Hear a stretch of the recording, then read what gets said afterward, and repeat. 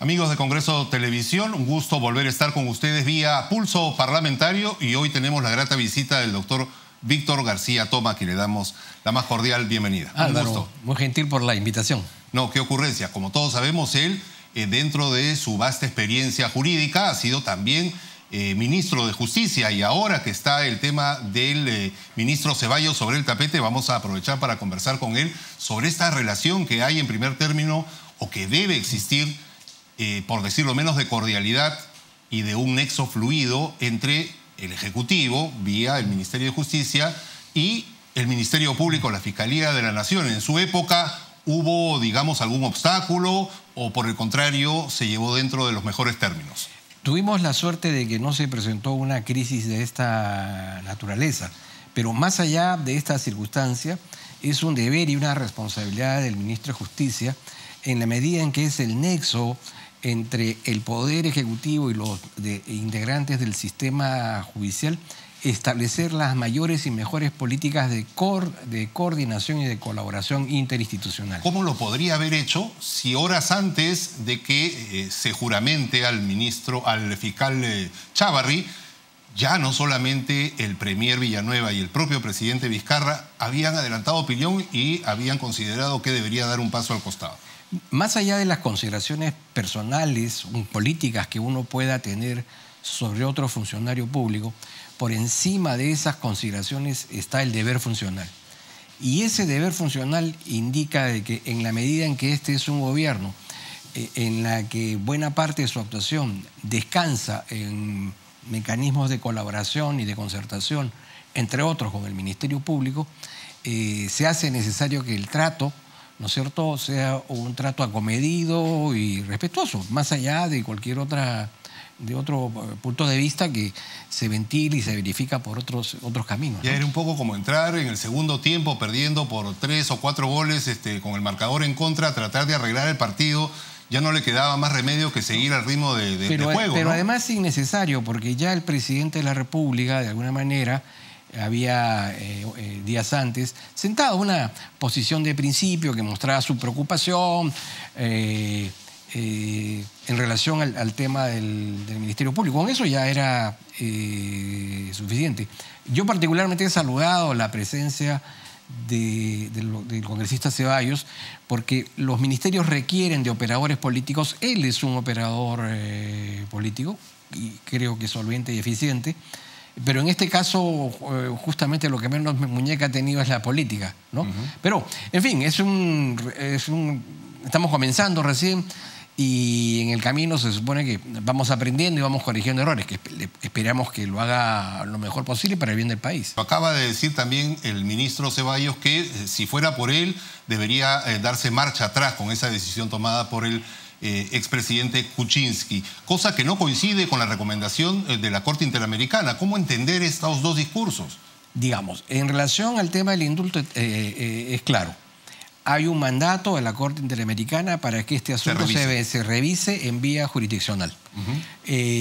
Los familiares, las víctimas de la Cantuta y Barros Altos tienen la opción del amparo, y aparentemente ellos van a usar una segunda opción algo discutible, que es la de pedir un control de convencionalidad en el ámbito penal. Pero más allá de la decisión que ellos adopten, todos somos espectadores. Tendremos que esperar que finalmente la autoridad jurisdiccional determine, y lo que ellos determinen se tendrá que cumplir. En consecuencia, no cabe ninguna injerencia, ninguna intervención innecesaria de ningún poder del Estado cuando esto está judicializado. Ahora, ¿la opinión del ministro de Justicia es la de un espectador o es la de un actor, de un sujeto activo dentro de este tema? Como le digo, este es un tema que ya dejó por ahora de ser un tema político, porque está en manos de las autoridades judiciales de velar si el indulto fue bien o mal otorgado. Luego vendrá, cuando se tome la decisión, la cuestión política de si se debe cumplir, no se debe cumplir. Jurídicamente debe cumplirse lo que se diga. Pero hoy, digamos, yo no le pondría una papita más a un caldo que ya está un poco pesado, ¿no? Tenemos problemas más serios. y no deberíamos distraer nuestra atención ni consumir energías y generar confrontaciones innecesarias en un tema que hoy está totalmente aislado, ¿no? Porque prácticamente lo que ha hecho la Corte Interamericana es mandarnos al VAR para revisar lo actuado, y ya el árbitro está adelantando opinión y está diciendo, por mí no necesito ver nada, yo ya tengo un juicio hecho. La Corte le ha enmendado la plana a los accionantes diciéndole que te has saltado la valla interna.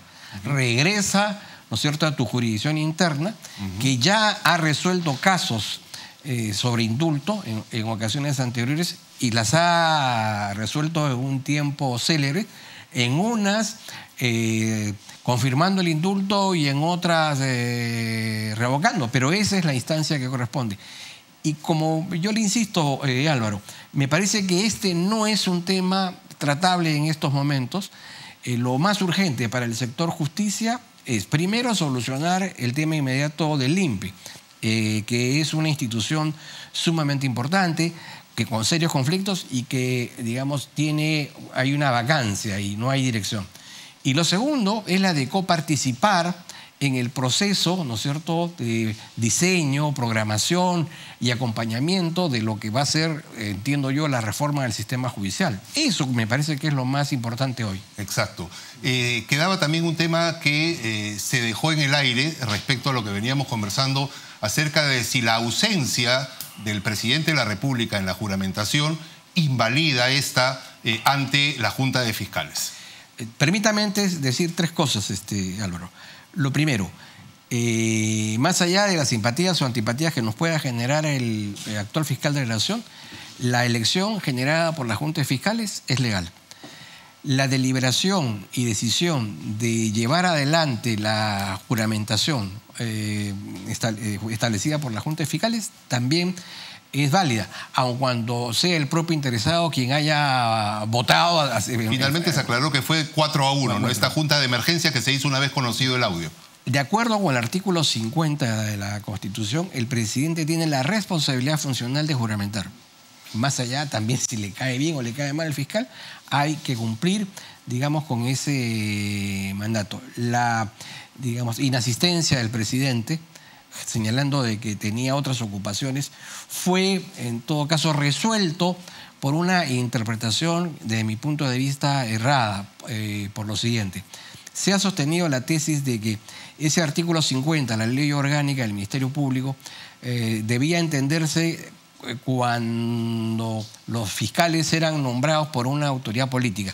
Habiéndose establecido que ahora los nombramientos ya no forman, no derivan de una designación política, en el ejercicio de la autonomía, la propia institución puede incluso desconocer los alcances de ese artículo 50, que habla de la presencia del presidente de la República. Sin embargo, eso no es verdad, y lo prueba el hecho de que el superintendente de Banca y Seguros, el Contralor General de la República y los miembros del Banco Central de Reserva son nombrados por instituciones políticas, el Ejecutivo y el Legislativo, según sea el caso. Y en cumplimiento de sus leyes orgánicas, como sucede también en el Ministerio Público, han juramentado ante el presidente de la Corte Suprema. Entonces, no calza.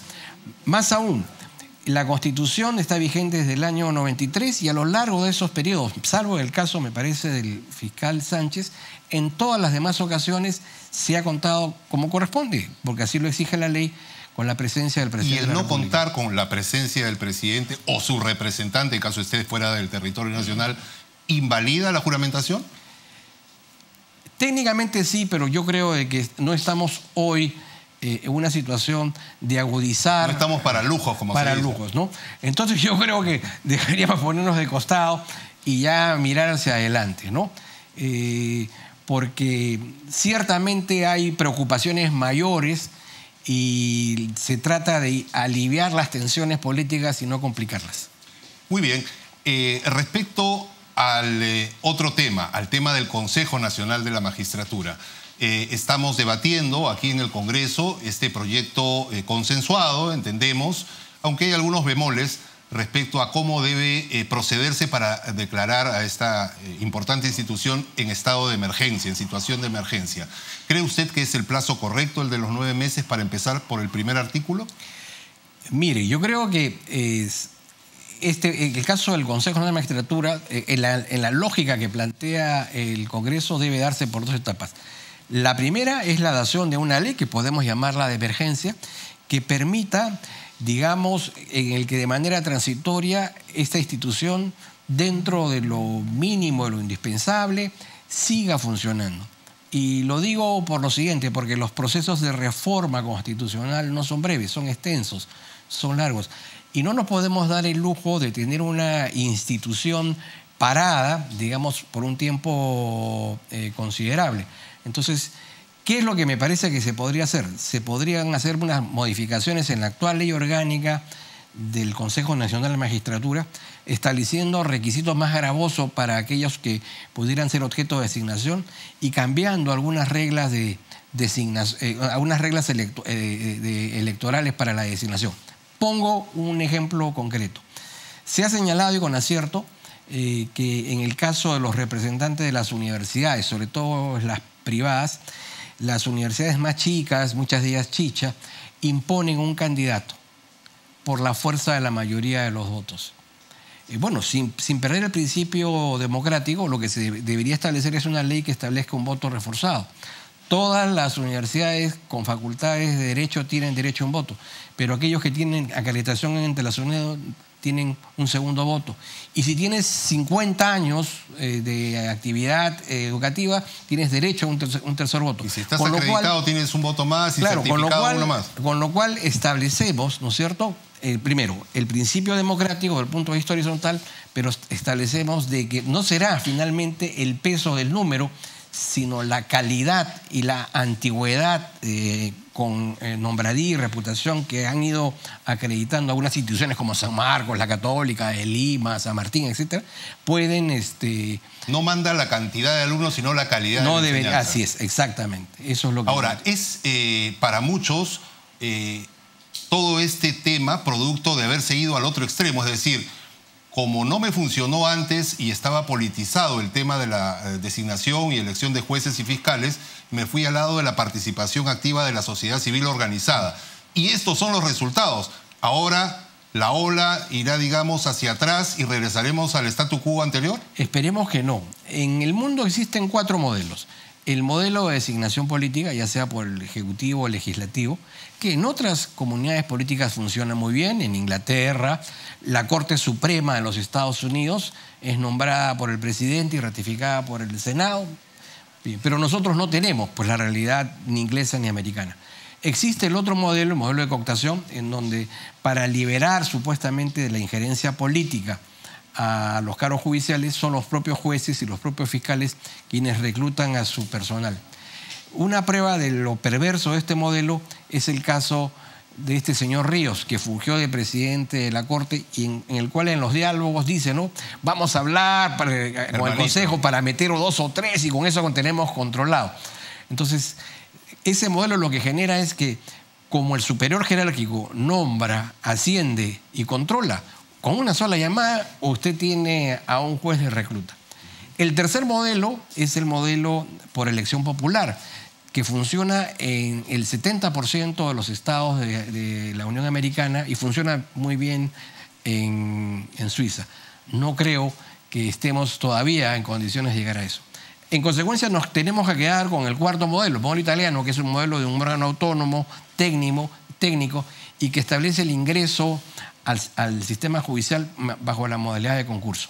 Pero eso sí, habría que reformular su estructura, es decir, yo creo que retiraría los colegios profesionales que no están vinculados con el mundo del derecho, establecería requisitos, digamos, gravosos para que sean personas calificadas, digamos, reconocidas. Es decir, que no nos sorprenda, digamos, que cuando leemos en el periódico se nombró a tal o cual consejero y preguntarnos quién es. Bueno, pero eso pasó, por ejemplo, con el doctor Inostroza. Tiene todos los magísteres, PhD, doctorados habidos y por haber, y fíjense en lo que acabó. No, pero Álvaro, en el caso del doctor Inostroza pasaban dos cosas. Tenía un CV que efectivamente es importante y nadie puede desconocer que es un hombre inteligente y con formación jurídica, pero también tenía prontuario, porque digamos, a lo largo de la carrera judicial se habían establecido una serie de reparos, ¿no? Entonces era un hombre que, digamos, tenía... jugaba en todas las canchas. Jugaba en todas las canchas, ¿no? Efectivamente. Muy bien. ¿Cómo poder entender ahora, porque una de las últimas medidas de los pocos que fueron quedando, ya que iban renunciando día tras día, fue suspender al jefe de la OMPE y no nombrar a más jueces ni fiscales, y de ahí renunciaron, quedaron 3, y los últimos 3, con todos los demás, fueron simplemente destituidos en el último pleno que ha habido aquí en el Congreso. ¿Cómo queda entonces el nombramiento de jueces y fiscales?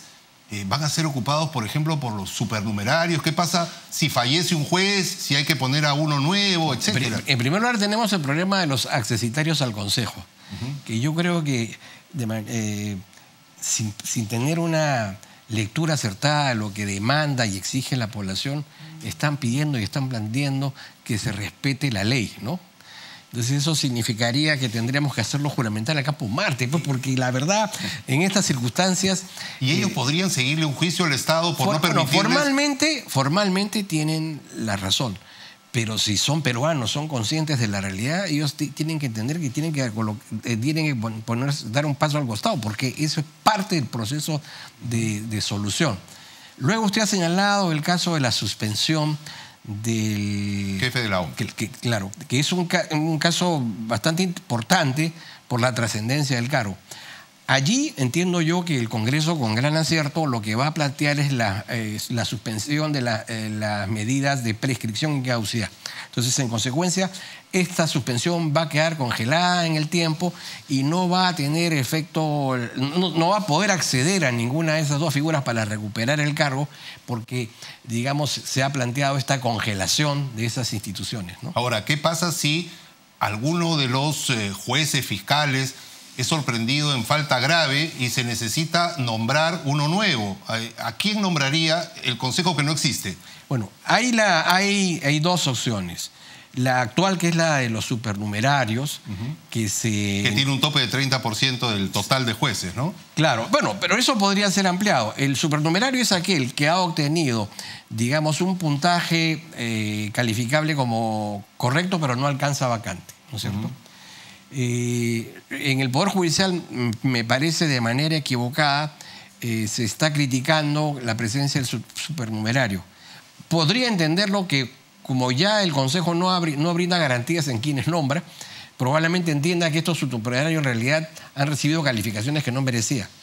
Pero la solución que plantean es, en todo caso, tan mala como la anterior, porque digamos, el ascenso transitorio de secretarios y relatores no es bueno.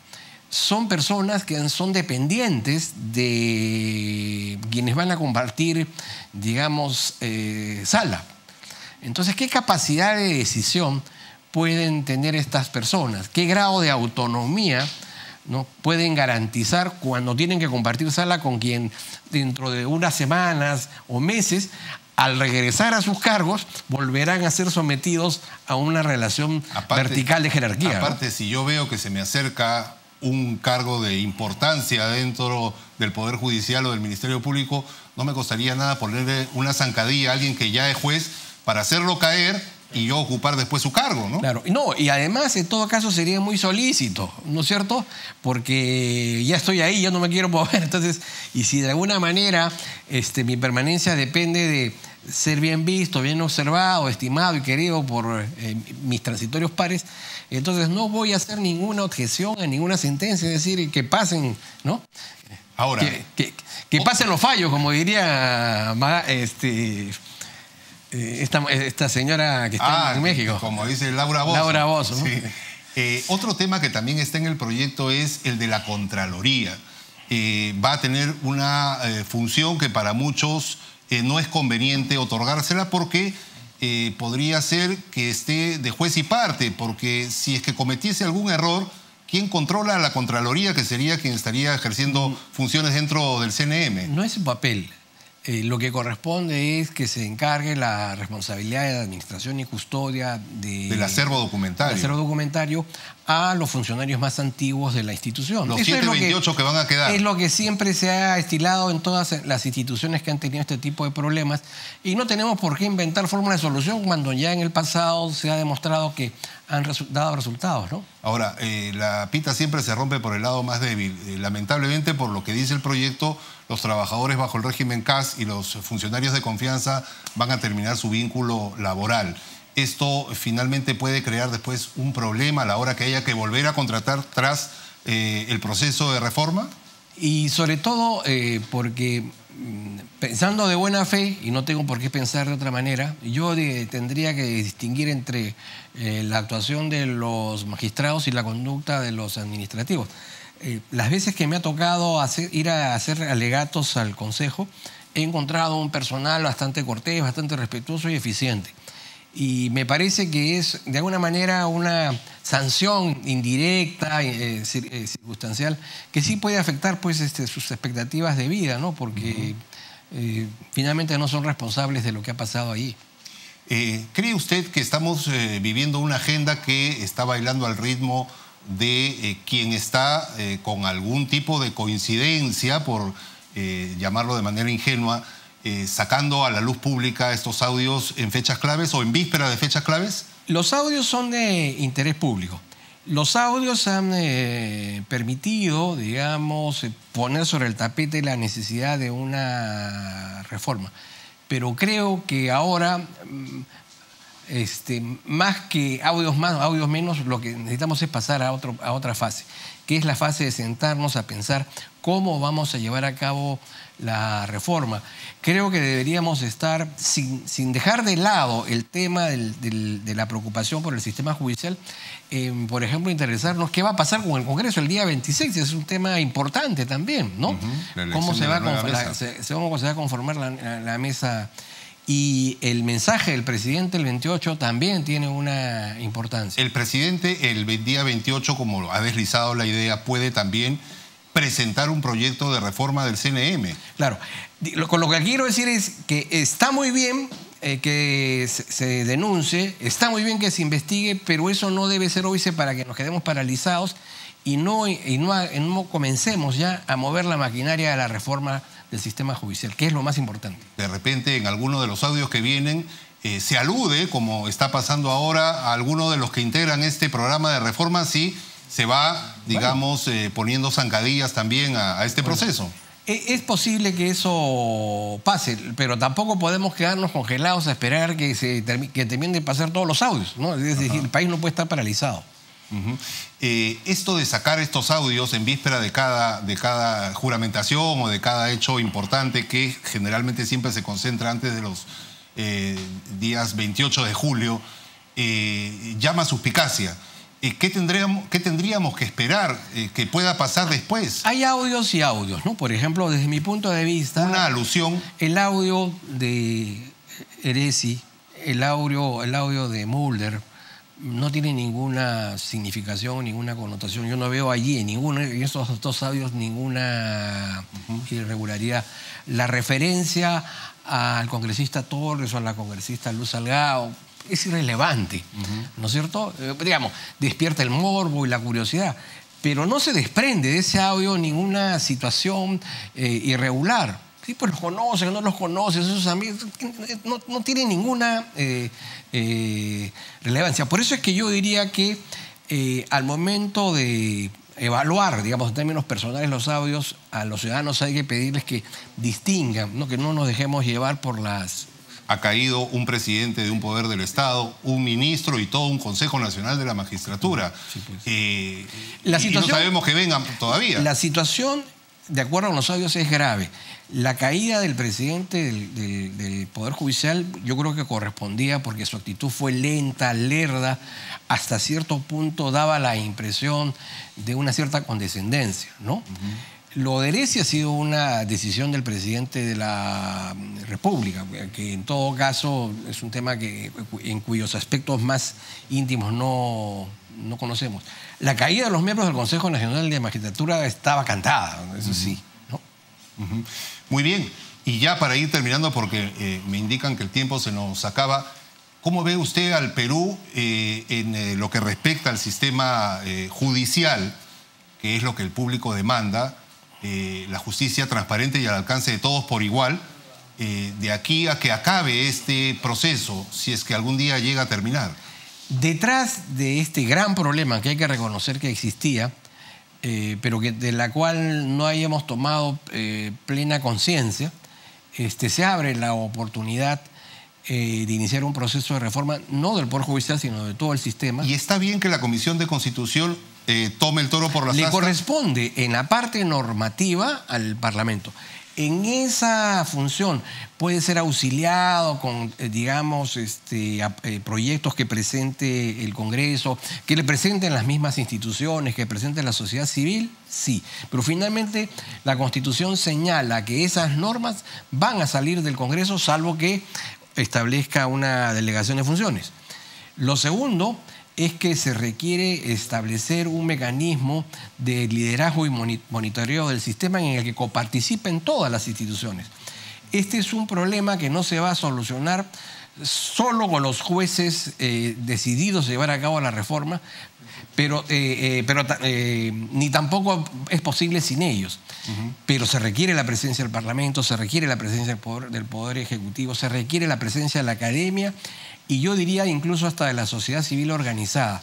Porque así como, digamos, cierto éxito están teniendo estas asociaciones de consumidores y usuarios que se organizan para defender que los bienes y servicios que se les ofrecen sean de calidad, a precios razonables, etc., los usuarios del servicio, que son los que conocen, digamos, en el día a día las trapacerías, las triquiñuelas que hay en las salas y en los juzgados, se organicen. El calvario de los litigantes. Claro, y que sean ellos los, digamos, organizados, los que, digamos, den los primeros insumos para, digamos... ¿Y esto se podría hacer vía un referéndum? Hay ciertas cortapisas que la Constitución le pone al referéndum, por ejemplo, no se puede utilizar para modificar un tributo, un impuesto, ¿no es cierto?